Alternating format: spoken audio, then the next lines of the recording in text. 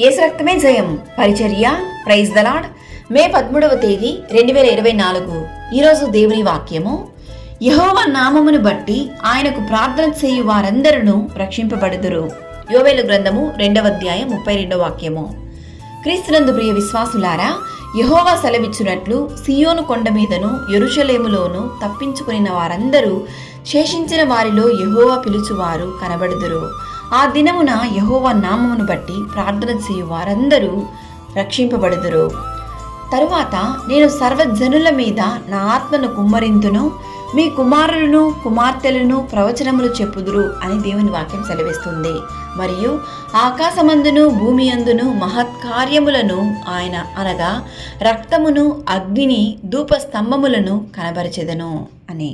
యెహోవా యొక్క భయంకరమైన ఆ మహాదినము రాకముందు సూర్యుడు తేజోహీనుడగును, చంద్రుడు రత్నవర్ణమగును. కావున ఇకనైనా మారు మనసు పొందుము, నీలో ఉన్న ప్రతి పాపములను విడిచిపెట్టుము. ఉగ్రత దినము రాకముందు నిన్ను నీవు సరిచేసుకొనుము. రక్షణ యెహోవాది, నీ ప్రజల మీదకి నీ ఆశీర్వాదము వచ్చునుగాక. దేవుడు నా పాపములన్నింటినీ క్షమిస్తాడా? నేను ఇంత పాపంలో ఉన్నానే, ఇంత చెడు అలవాట్లకు బానిసయ్యానే, నాకు పాప క్షమాపణ దేవుని సన్నిధిలో దొరుకుతుందా అని నీలో నీవు కలవరపడుచున్నట్లయితే దేవుడు ఈ వాక్యం ద్వారా నీతోనే మాట్లాడుతున్నాడు.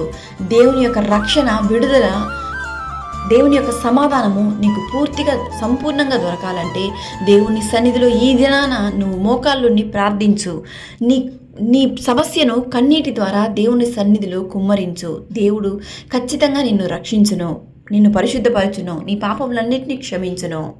మేము రక్షణ నందునట్లు నీ ముఖకాంతి ప్రకాశింపజేయము దేవా అని దేవుణ్ణి ప్రార్థించుము. దేవుడు నిన్ను ఆశీర్వదించి దీవించి రక్షించునుగాక. ఆమేన్. God bless you.